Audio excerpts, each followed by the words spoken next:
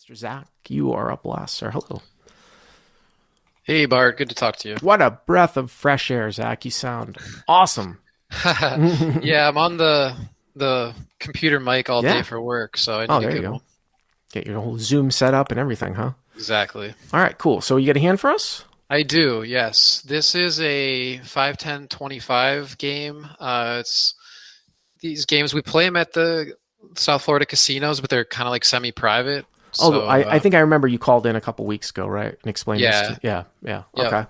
So yeah, we go to some different casinos and card rooms around South Florida, and there's someone that runs the game, and we have lineups. But then the game opens up towards the end of the night sometimes, so it's a pretty good situation.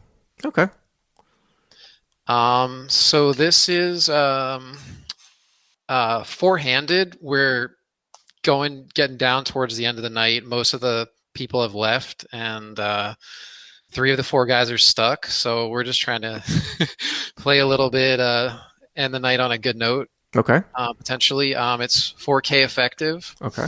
The villain in this hand is in the small blind. He's a very aggressive young pro player. I have a lot of history with him. So get started with the action. Sure, go ahead. Okay. I'm in the $25 straddle, which is, I guess, the cutoff in this case, right next to the button. Okay. And I have black queens. Okay. So the action starts on the button. The button folds, and the small blind raises to 100. Okay. Then it folds back to me. I raise to 300, and then the small blind four bets to 850. So small blind raised to 100, hero to 300, small blind four bets to 850. Correct. Now, was there a reason why you sort of went on the small side? You have position, right? Obviously, Yeah. against the small blind here. I don't think there was a good reason why I went small. No, I guess trying to keep the pot small. In position? Yeah. It's interesting because there's a weird stack. We always talk about a lot of times people will not three bet large enough from out of position. And I'm like, why are you three bet? And you see, and at 100 big blinds, I remember this too from online play. The sizing would be huge with three bets in 100 big blind cap games, just so that you're just basically making it unprofitable for someone to ever set mine, like 5x, 6x, stuff like that. And usually you do see a reflection of a larger three bet sizing from out of position up to a certain point. Then when you start to get super deep, like over 500 big blinds, it starts to revert to being smaller because of the positional disadvantage that you're at. It's interesting how that works. Now, here, though, I would kind of just tend to be like, wow, this is four-handed. Queens is a great hand four-handed. I just want to get as much value as possible. I mean, it's subtle, right? What's the difference between 300 to 400? I wonder if there's ever anything to be said that because you used somewhat unorthodox small sizing, if there was ever any type of chance that this might increase the four bet bluffing frequency here from the small blind. That is an excellent point. The small blind is a very perceptive player, very aggressive. He changes gears a lot. Uh-huh. He's definitely capable of four bet bluffing, even in this position, especially four-handed. Another maybe interesting little caveat to this is we had just said that this is literally our last hand of the night. Oh, okay. So, maybe that played into my sort of psychologically risk averse because it was the last hand. I don't know. I was going to say the unfortunate part of this for you is that it doesn't look like you're deep enough to ever click back fold. So when you talk about the pre-flop threshold, right? I think the easiest thing to look at is right around. I was talking to Mark Goon about this. He says it's exactly 28%. I always say sort of 1/3. And what I mean by pre-flop threshold, again, another small stakes exploit that you can break the pre-flop threshold with very, very good holdings against non-observant players, meaning that you can actually raise an amount where you will never fold, but your opponents are bad and you're just getting them to get pot stuck when they call with top pair. But the theory goes that you don't want to make a raise size where you're always calling off no matter what. If you're at that threshold, it's better just to move all in. The reason why I'm looking at this is because like you can't, and there's going to be even extra dead money. It's not like you can make it like 60. I mean, if you made it 1,600, like would you ever have a fold button? Whereas if you were like 5,000-6,000 effective or just deeper, you could. But it doesn't really look like that's possible here.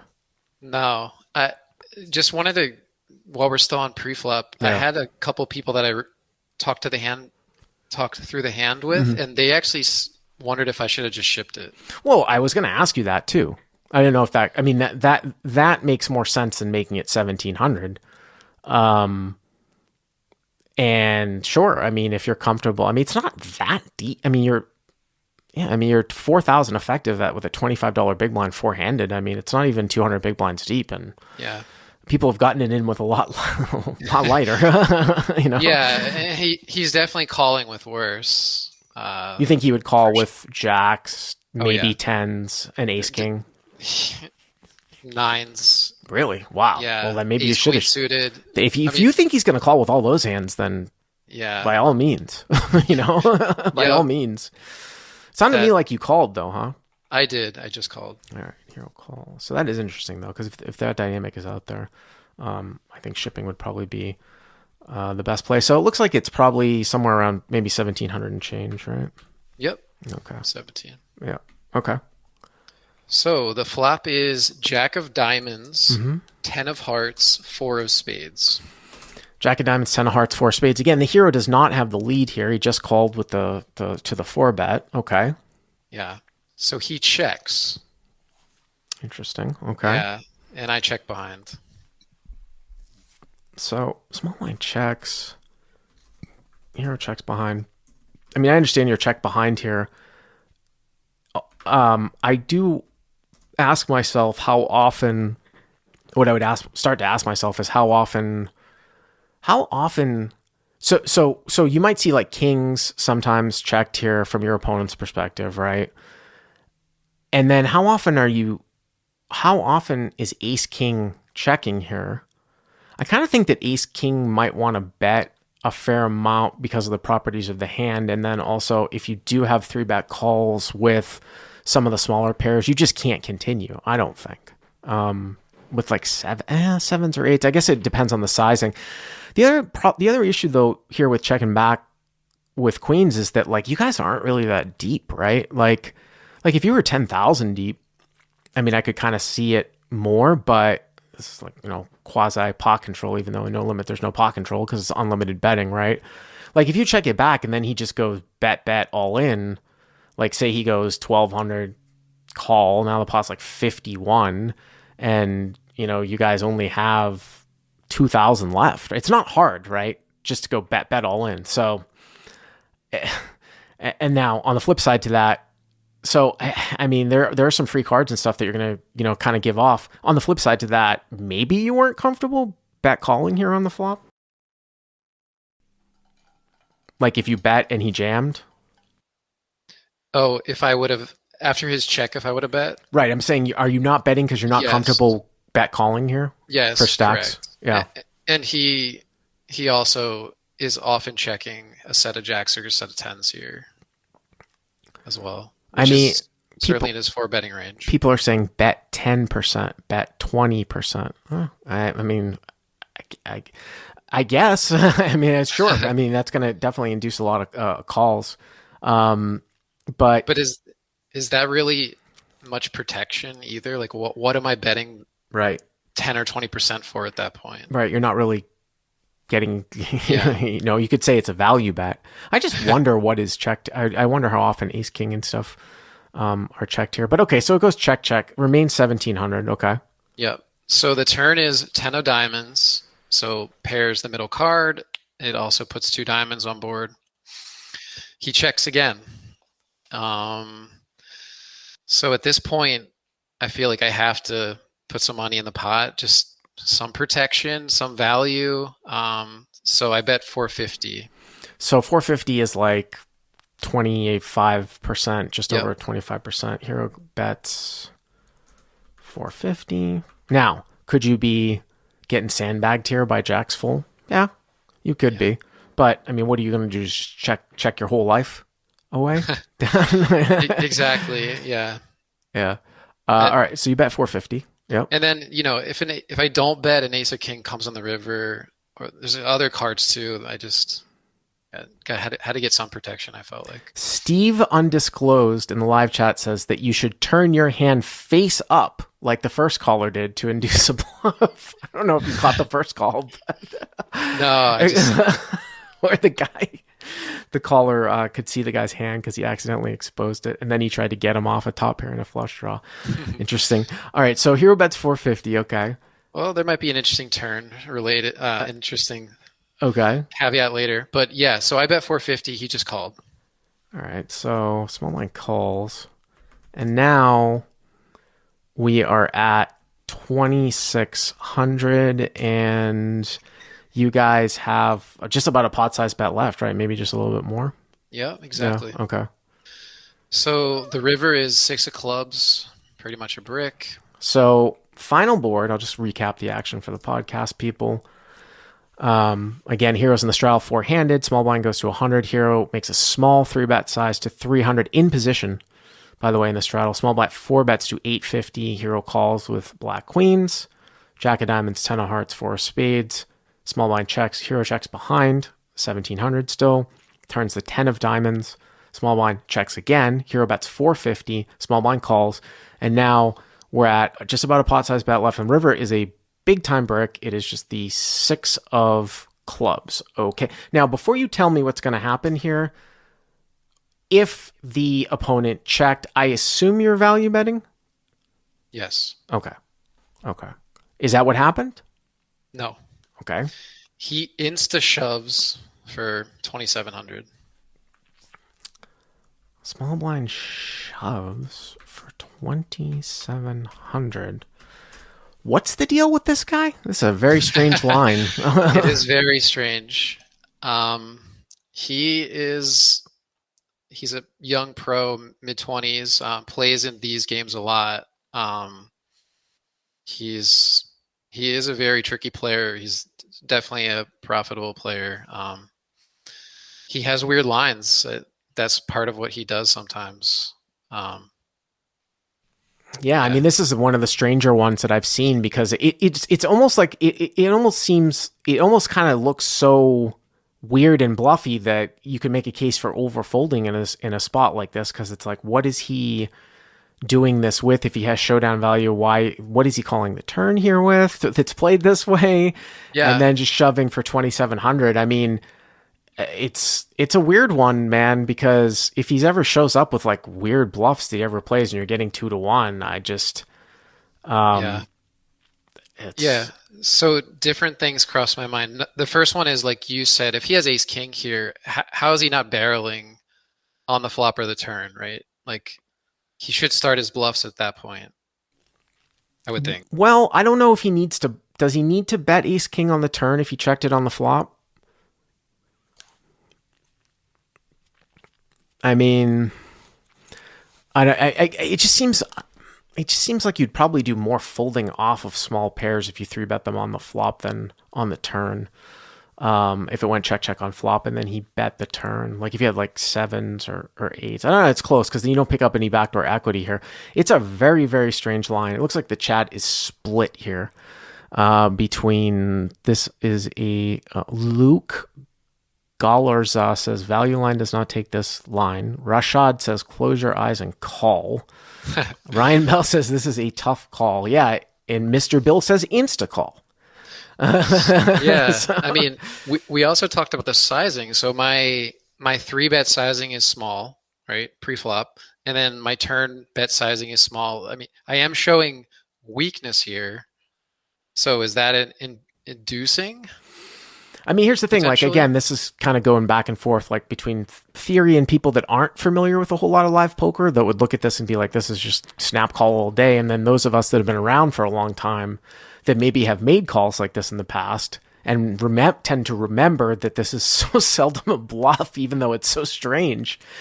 As I said in Discord to our buddy Keys, shout out to Keys in Discord from CLP Discord, when people had asked me, because I did a session review from Chasers last week, and I played at Chasers again last night, and I'll do another session review. And people say, well, how do you adjust to the fact that people know you? Like, oh, what do you do? And I'm like, have you seen me play on Hustler Casino Live? I'm just a station now. And especially when some of these guys that I play against, I'm not saying this guy is, they don't even know what they're doing. I've been bluffed off of hands, that Mike Nee hand that I made the YouTube video with. And then when I had queens in the 4-bet pot and Mike X bet C-bet 10s on a king high board, like these guys are just clicking buttons. And I'm like, all right, I'm just going to continue to call down now. I don't know. So, sometimes I tend to overcall a lot, especially if I think that somebody thinks that like I'm bet folding, people are going to make a play at me, check raise the river, all that stuff. So I'm a little bit of a different case now, right now, as it is right now. I do a lot of calling. I don't know, man. I don't think I could fault you either way. But I'll get curious here a lot. Do you think that the last hand of the night variable leans it more towards value? You would think so. But I mean, if this kid's like a 25-year-old, maybe he's not necessarily thinking about that. It's all one long session. Yeah. So you mentioned turning your hand over, and I'm not this kind of guy. I'm not a speech play guy. I'm not a, try to get soul reads on people, but I did end up exposing my hand. I turned over my queens. And he was just stoically stone-faced staring at the board. He did glance at my hand to see what it was. Do they have any rule about when, I remember, I don't know if they changed this rule, but at Commerce, like if you exposed your hand, then you actually only got 10. I mean, you'd have to find a fucking floor man to call over and you'd only get 10 seconds after you expose your hand. I don't know if they have that type of rule there. They do in the public games, but they let us bend the rules in these private games. So in the public games, if you expose your hand, you're subject to some sort of countdown. Yes, interesting, for sure. Okay, but they bend the rules for us in these because most of the guys know each other and everyone's okay with some more liberties here. So I didn't have that kind of pressure here. So what did you do? What ended up happening? I folded. Okay. And he slid the cards over to me. This is another thing we can do in the private games, and just let me look. No. So he said, like, only you. I looked. He had kings. Wow. Yeah. Tricky. Yeah. Yeah, I mean, that's a pet peeve. Just to sort of conclude here, it's always a pet. Here's the first of all, I always say, like, recreational players can do whatever they want.